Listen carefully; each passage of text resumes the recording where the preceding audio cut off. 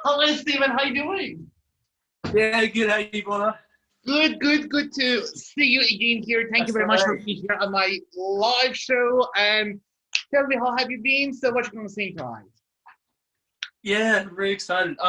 This song is called Ought to Be. It's by my band After School Care, which is why, like always, I got my hat. Here's my hat. And anyway, yeah. Okay, perfect. I like it. It's called Ought to Be. Okay, so sorry, what's it called? Ought to Be. Okay, so whenever you're ready, please. No worries. Okay. Hope you like it.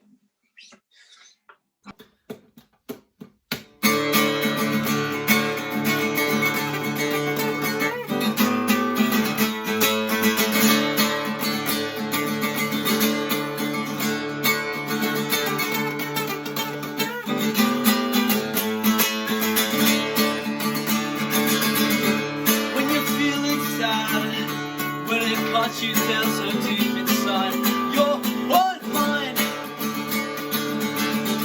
Hope it makes you mad. Hope you understand that I feel that way all the time.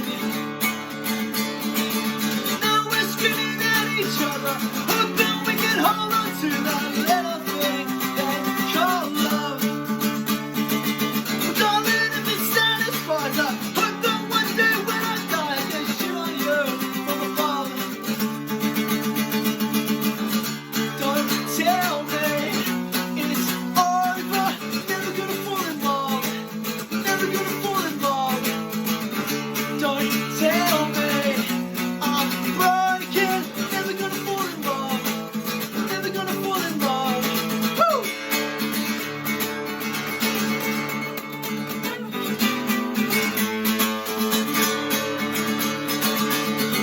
Hope you're happy now. Hope you're glad with your decision. You were right. With the far right round, you come and tell me all the things you wish that I could be. Harder, better, faster, stronger. Wish that I would last much longer. But baby, it's not me here, it's you. I'll be happy with my life. But this one day we should split. But ain't now right how this is good. Don't tell me it's over. Never gonna fall in love. Never gonna fall in love. Don't tell me I'm broken. Never gonna fall in love. Never gonna fall in love. Never gonna fall in love. Thank you. Cheers. All right, I'll see you next time. See you later. Thank you very much.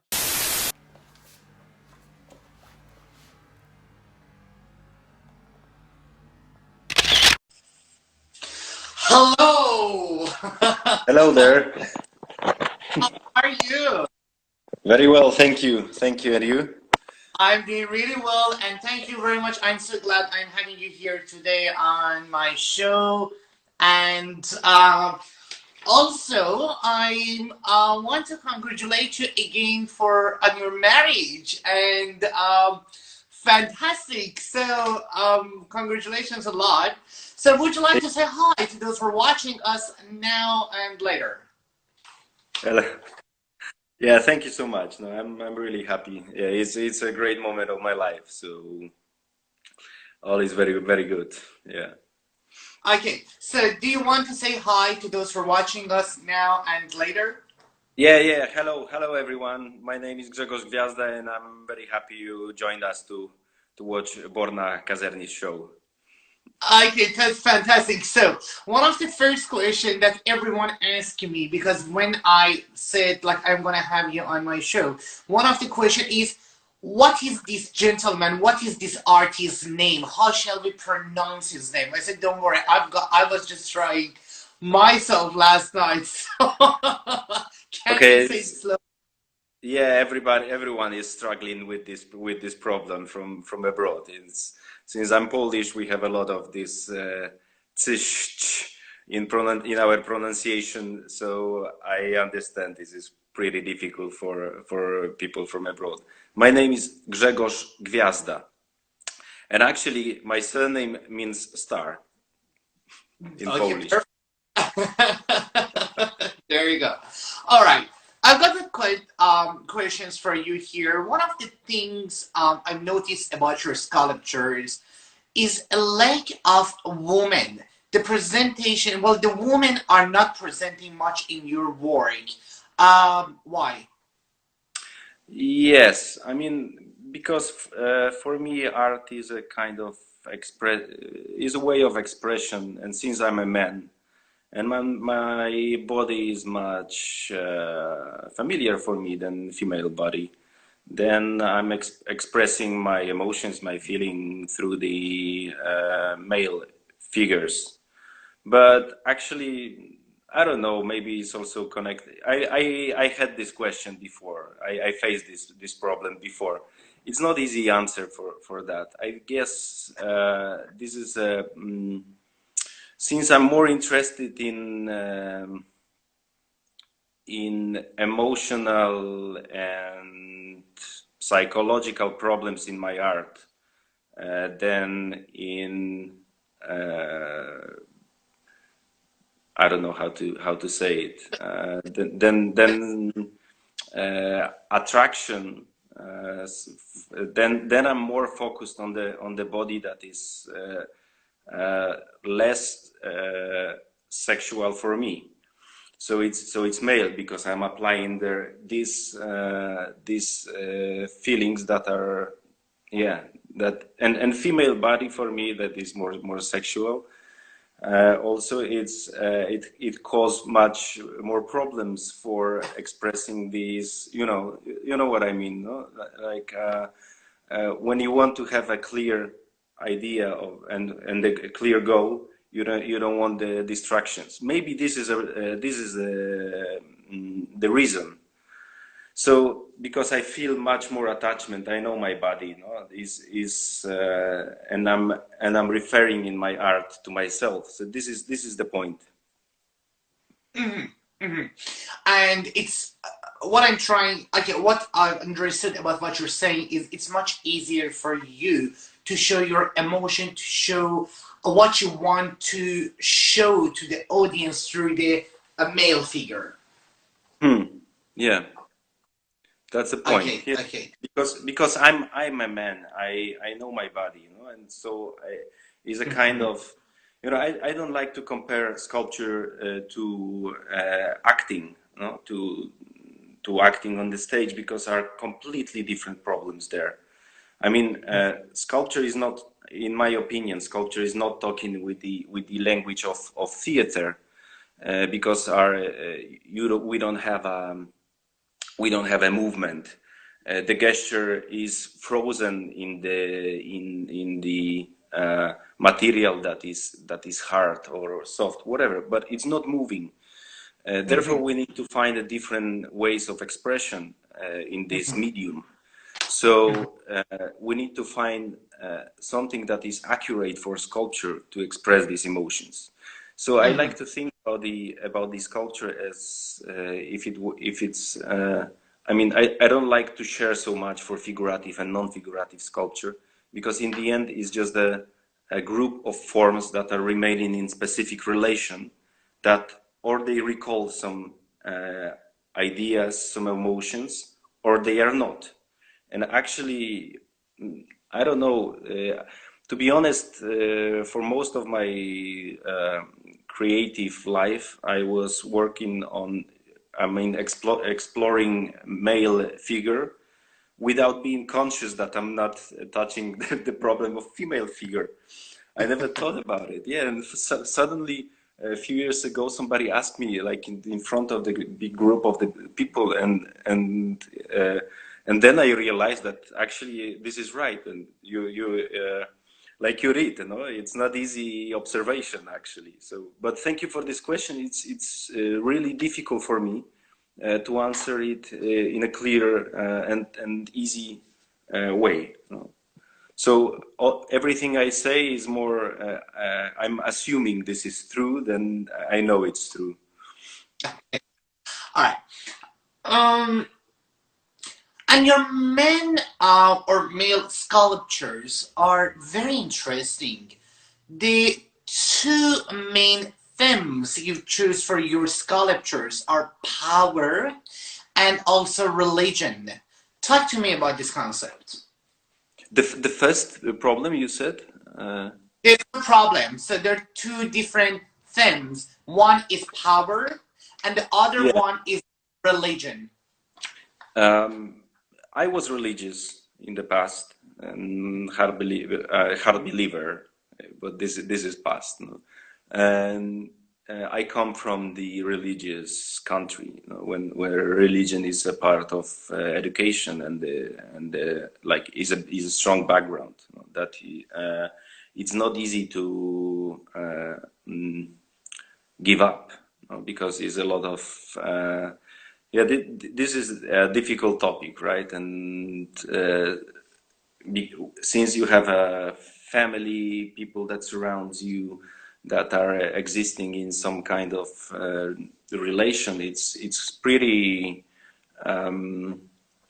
hard to break one way of life, no? And to break through and continue on your own, no? To be to accept yourself, to accept and believe in what you are, no? So this obviously this was an important experience of my life. So but religion is still existing there. No? Like for me, is more I lost my faith. No, okay. So but it's exists as a part of my ground where I grew from.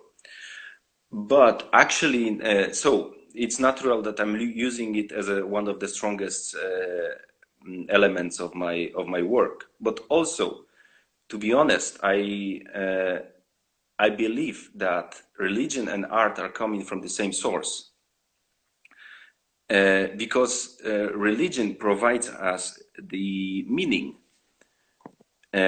and meaning is so necessary, so essential, since we accept that we are going to die, because we need to lock our limited life in some kind of unorganized meaning, because without meaning it's so hard to pass away.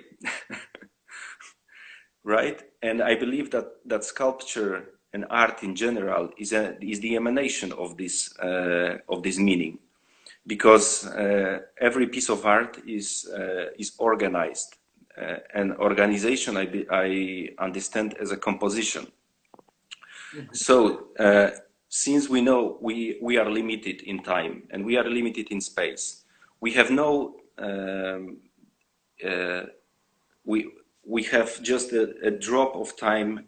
We need to find something that will provide us the meaning and bring us to the final conclusion pretty fast. So I believe the first pieces of art appeared in the same moment we understood we are going to die. And so we have from infinite reality, we take out one piece and we suddenly say, look, this is all. This is separated universe that you can explore and you can grab with one gaze. No, we have 5-minute or 20-minute piece of music, and you can explore it and experience all the complexion the emotions that somebody attached it,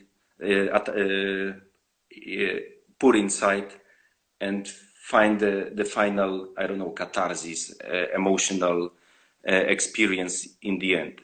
So I don't see so much differences, significant differences between different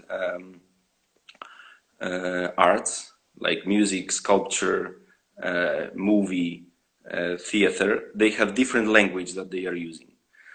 Speaking about the strength in my sculptures, I'm always trying to apply both. Both the oppositions, because I believe there is a specific tension that is coming from putting together two contradicted emotions. Like, for instance, the first step for that, for me, was to experience dramas of Shakespeare. And also watching Charlie Chaplin, that they have so much in common. I know it's surprising, but they both use the same contradictions to stress some kind of emotions that they want to show. For instance, Charlie Chaplin is playing a poor tramp that we feel so much compassion, but yet we still laughing at him, right? So there is a compassion and laugh. Shakespeare is doing the opposite. There is a bloody sense, but a lot of humor at the same time. So this helps these artists to prevent, all the emotions that we ever have is somehow is not clear. If we are happy, we are afraid to use this happiness, right? So with pure happiness, I'm sorry, just finishing. I know I'm a bit talking too much, no? But with pure happiness, there is always fear, right, of losing this happiness. So this is what I'm trying to show with my work, with strength, weakness, religion, and something that is against religion. I love the way that you're talking. Well done. I'm so sorry. You must know I'm a teacher, and this is the illness of teachers, that they are talking too much. That's absolutely fine. Just if you answer me with a shorter, that I will be able to get to the all questions. So, when I came across first time, so when I came across your page, the first things that caught my eye and my attention was your bird sculptures. But as I got and was getting closer and became more focused, I saw something. It's like a bird, but it's not fully bird. So, and I love them. Now I would tell me about that place. So tell me about that. This piece, you mean, Fight of Crows? Bird, because it looks like a bird, but it's not a bird. You know what I mean? There's no head, but the wings, like showing that bird. Tell me about the idea of the way you sculpt actually that piece. I'm very happy you asked for this piece, because it's quite important for me. I decided to start a series of works that I called little tragedies. And so the piece is showing two fighting birds. It was like one experience that I had. I was walking in the street, and I saw two pigeons that were fighting, and it was like just a moment, no? And I know that for them it was was maybe one of the most important moments of their life. They were struggling so much, and for me, it was nothing important. I mean, I didn't care for that. It was just a piece of the background, around. So I found something very powerful in this scene, where the drama that is extremely important for two beings, that they are actually becoming one being, because there is no longer two birds, but there is just one ball of fight. So more of what I was trying to show was fight than birds. Therefore, there is no actual boundary between one bird, second bird. We don't know if there is 2 wings, 4 wings, or whatever. Is simultaneously, they are becoming one. They are very aggressive, very dramatic, very little, and irrelevant for the rest of the world. But yet, That's for how them, that's how you inspired with that, and I love that piece. Now I want to take you back 2 years ago. Like, when was the first time you felt you want to be a sculptor in the future, which is today? What happened? Tell me, what inspired you? So why? look, I had an accident once when it's very personal. Okay, I had an accident, and where I lost the sight on one eye. I was a kid, but to see the depth, the space, you need both eyes, no? Because it's like GPS. You need the localization, no? You need to provide this data for your brain to feel that is deep. So I have problems with catching things, etc. So I'm a blind sculptor, actually.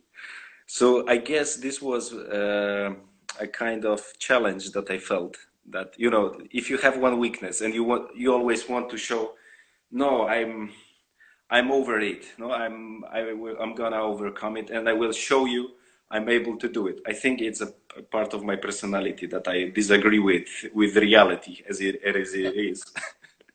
and I took it as a challenge, probably. But also, there was one very significant moment. I wanted to be a painter at the very beginning, no? As all people that starts the adventure with arts, no? With visual arts, no? We all want to be painters. But in some moments, I started to realize that something is in sculpture. There is so much more natural for me, and I realized that in painting, I'm taking the concepts from others, and in sculpture, I'm creating the new ways of expression. So I thought, hey, maybe it's okay to stay with this. But there was one really important moment. I saw a huge monument of one of the greatest sculptors in the history. Obviously, you don't know it. You don't know him. He's one Polish sculptor. He's called Jan Kuc. And I saw his work, and I had one of the biggest emotional and spiritual experiences of my life. I felt that this is so powerful, so beautiful. I want to have this power to make other people feel what I felt at that moment. And I thought, oh my God, I want to be his student. And just 2 years later, I was in his studio working, learning how to become a sculptor. So yeah, pretty magical. That's very interesting. That's very, very interesting. I like the way you're talking, and I have to remember that I am live, so I want to just listen to you for hours and hours. It's very interesting. It's very interesting. Most of your sculptures are something between reality and pieces of that person or subject. For example, when I come across a sculpture of a religious man on your page, I know that is a sculpture of a religious person, but I don't see much details, in that sculpture. You mean the one with stretched arms, right? It was just an example. It was just an example. When I come close to your sculpture, I can't, most of them, I know what you want to convey. I know that's a sculpture of a religious person, but I don't see much details. You know what I mean?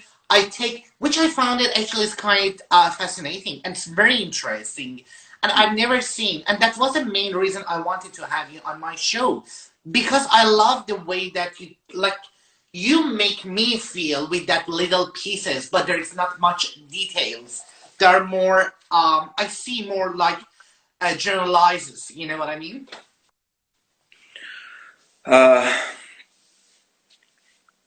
This is one of the problems of the, I mean, one of the main problems that I'm trying to solve, the main problems of sculpture, and its specific ways of expression for the sculpture. Is when we are coming to the sculpture, we are dealing with the object that is not moving. So, and how to put the energy of life inside something that is not moving. It's paradox, right? It's very hard to deal with it, but we have some weapons against these problems. Some tools. For instance, the way our perception goes is it's quite complicated. I mean, if we think about the way we see, it will be very surprising for us, because what we can see in a very precise way is more or less the area of the thumb of the stretched arm, right? So all the rest is a little bit blurred. We don't see it so well. All the process is happening in our brain. So we put all the pictures together and we create the picture of the environment, and we think we control it. We have it, but what we have is just this little area that we can focus and allow to enter to our brain, right? So it's a big lie that our perception makes on our conscious. So I'm trying to use this tendency of our brain, and I'm apply this inside my sculpture. So there are areas of silence and areas of focus. So I'm trying to control the way the viewer is watching my sculpture. So I'm trying to be a guide that is taking a viewer for a trip over my work. So because in sculpture also we have the other problem that we what we can get from the sculpture is maximum the half of it. Tell me. Why do you call it problem? I don't think actually that is a problem. This is something like this is your signature, and I love that.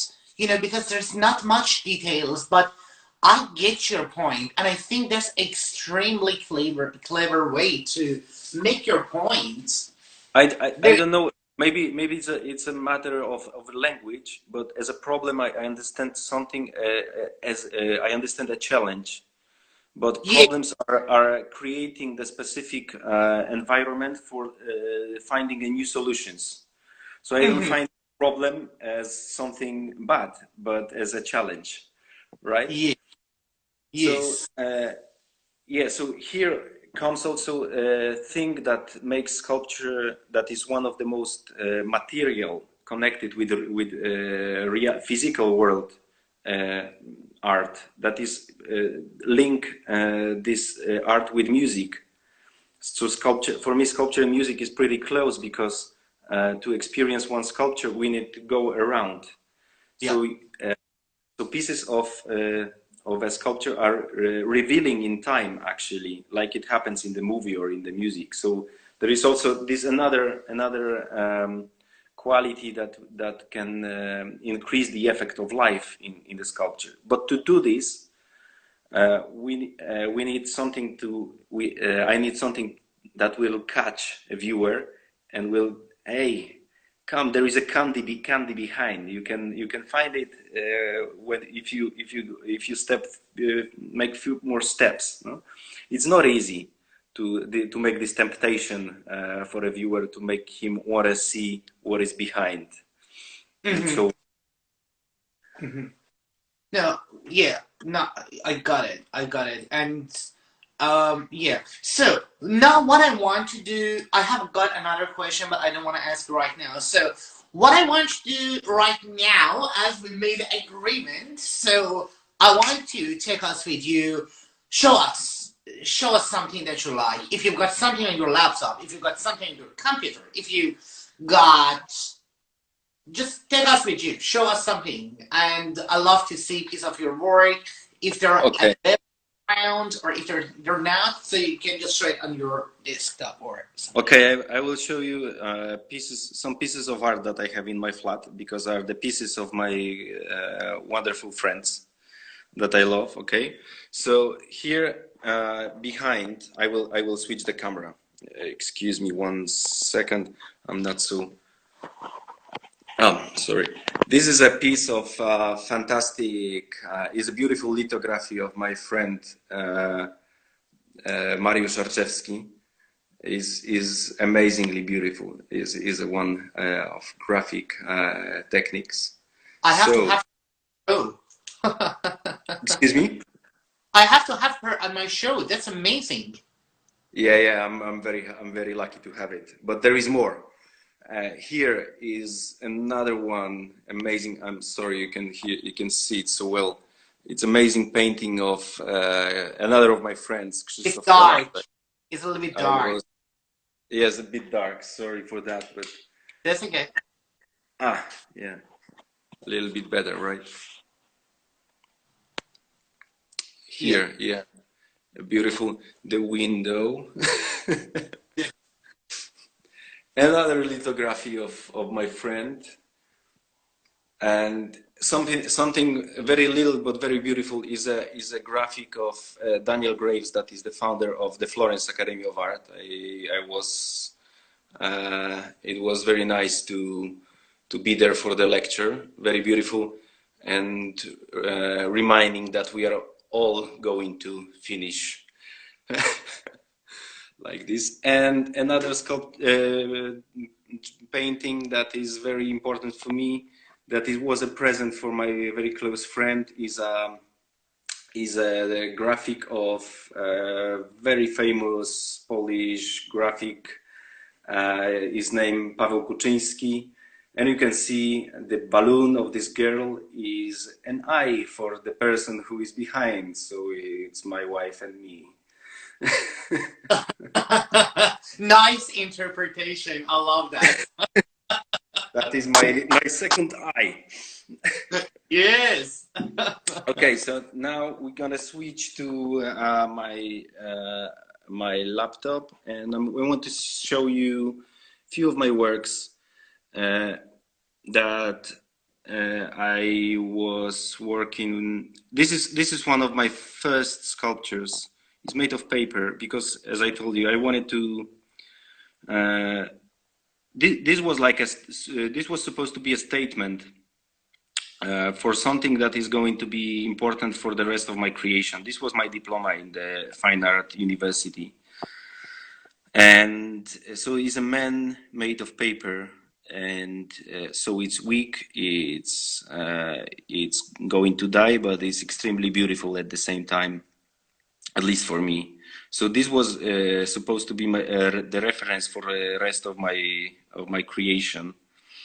But in time, the things were changing in my understanding of art, and this is the piece we were talking about.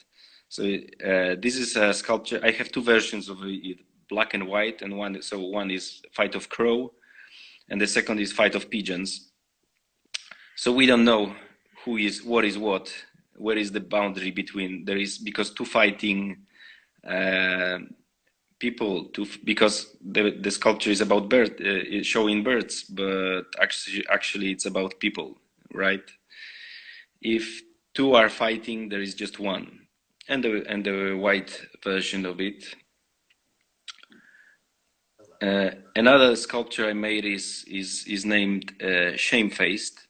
So somebody who is showing the body, but at the same time is hiding the eyes. That is a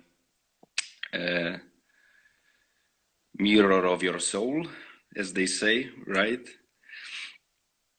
So as you can see here is a lot of the problems of, as I name it, problems of technical problems that I'm trying to solve, where to bring the sight of the viewer. So in the top of the left hand, you can see that it's almost melting with the skull, because I wanted to create the strongest shadow just under the little finger over the nose. So there is the biggest mystery, and so should be the biggest contrast there, right? And if we have other strong contrast next to it, we have a competition, and two energies are destroying each other. So if it's too much noise, nobody is loud, right? Another sculpture is called Bad Fruit. Is a sculpture that is talking about. Once I was working with my father in the garden, and to make apple trees produce a big apples, you need to cut the branches on the spring very, very hard. If you won't do it, the tree is getting wild and is producing very little and bitter fruits.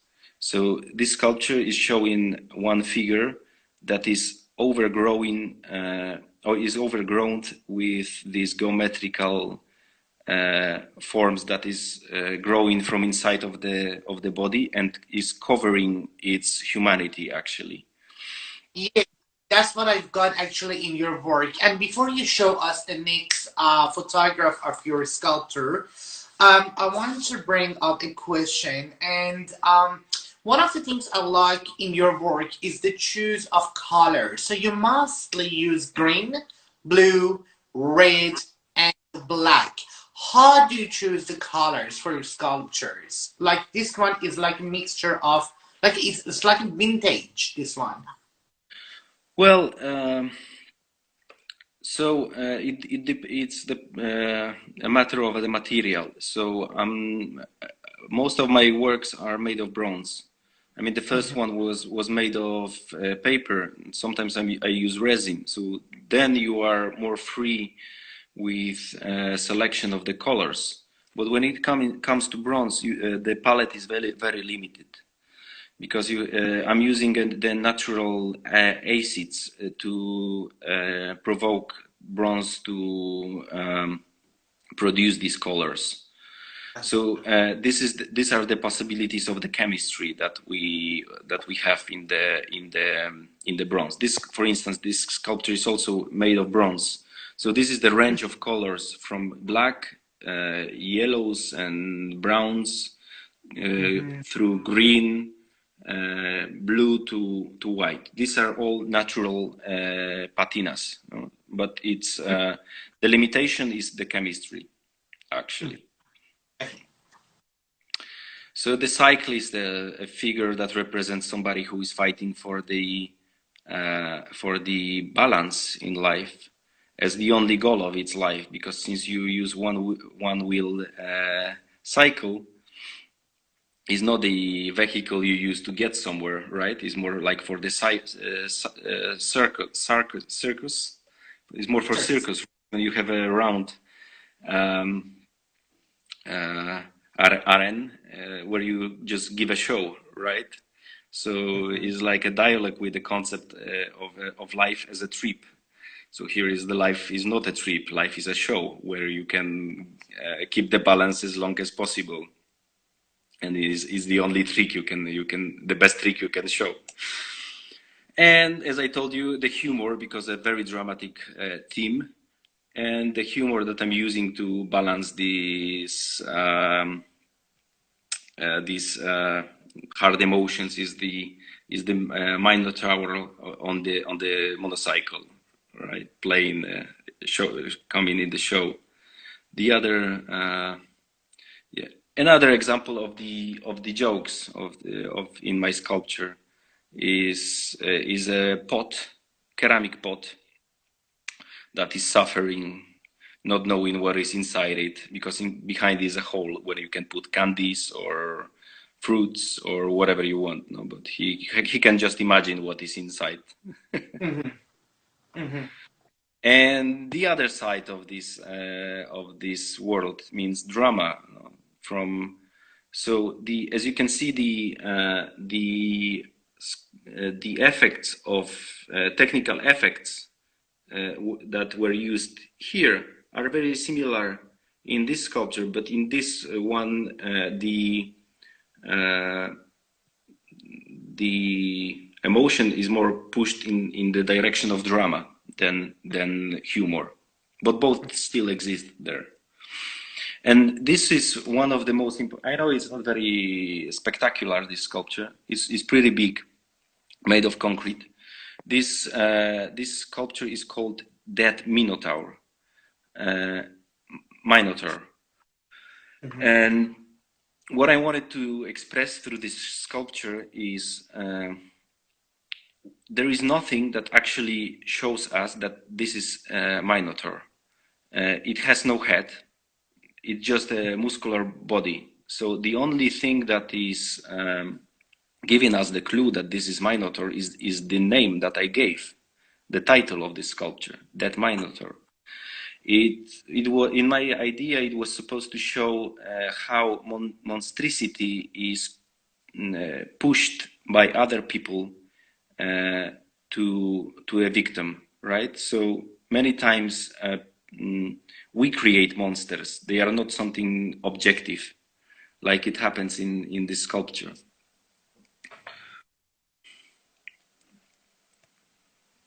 And standing in another way, it's also the more emotional, my expression of the feeling about the world in 2017, actually, especially from the perspective of Poland, but not only Brexit, elections in United States, Europe, and the situation in European Union, all my feelings and fears of the reverse world. In the place of head we have leg, the hand is trying to hold the balance, but so it's a reversed world, but at the same time is a fight of somebody who lost for dignity in the situation it is as it is, no? So she's trying to stand, no? And the example of the last series of that I'm working on together with my friend is Dante Alighieri, because the next year is the 700 years anniversary of death of Dante. Oh, wow. So we are preparing big shows around the Europe. I hope it will be something big. So this is one of the projects I prepared for, is homage to Dante.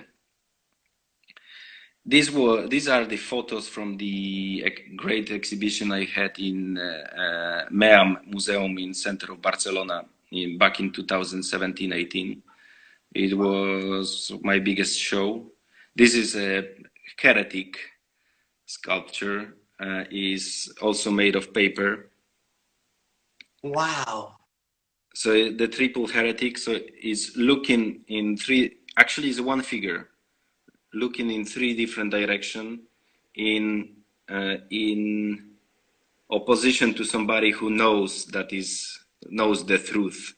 He doesn't know the truth. He's easy to burn and checking all the possibilities. And the other side of the same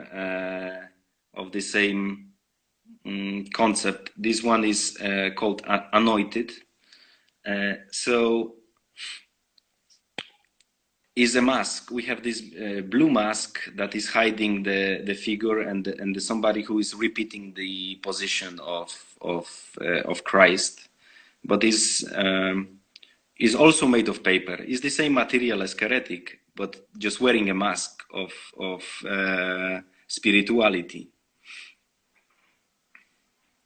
And the newest sculpture of mine is called Sagittarius A, and it refers to the problems of space and the way we see space and quantum physics and the problems that we all looking at it through the prism of our body and refer everything to ourselves. So, and Sagittarius A is a massive black hole in the center of our galaxy. And here we have the possibilities of what is surrounding this massive black hole. Also us. I've got a question for you here. If you can, do you have something closer? Like, do you have a close up of yeah, this one. Yeah, this one. I find it actually quite interesting. In some of them, like in some of your sculptures, human bodies, and you put like you used a geometric shape such as like a circles, rectangles, like what we're seeing right now here, rectangles, and like instead of their heads. I've seen like very similar method in your bird sculptures also. So where do you get how did you get the idea from? Because I love it. It's extremely unique. So it's quite unique. Tell me about that. Well, you know, the biggest problem of figurative sculpture is the fact that it's so similar to reality. So we start to think that we are very limited with what we see, right? But the truth is that if you are creating a piece of art, you are totally free. You can do whatever. You can start with leg and finish with spaceship, you know? Just the simple idea. But somehow everybody is sticking in to one concept, no? Or figurative, or abstract, or whatever. And for me, there is no. I mean, because there is this is not real. This is not real body. This is not real torso. This is just a sculpture of something. I like that point. All right, that was my last question. Are you there? Oh. It says that your connection is a little bit poor, but anyways, we've just got 5 or 6 more minutes and we have to finish it. So, well, I've got all my questions really, so I've got answers to all my questions, and thank you very much actually for showing us that amazing pieces you've made it. So,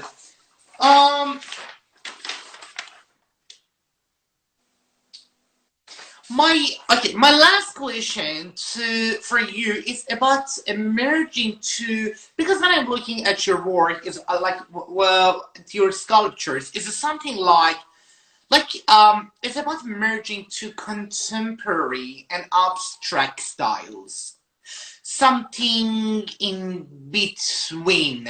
And how did I like come up with this sort of method? Well, it's all coming to the same thing, you know, that how to make sculpture alive, how to make it powerful, how to create this impact on the viewer, to let them feel the emotions, because, you know, for me, the most important thing in art is to be able to communicate. And so then I want to I will grab every tool I have to be able to communicate in efficient way. So we are living in the specific context of the culture. We have TV, we have the internet, we have all the experience of our culture that exists in the books, in museums, amazing pieces of art. So I want to apply this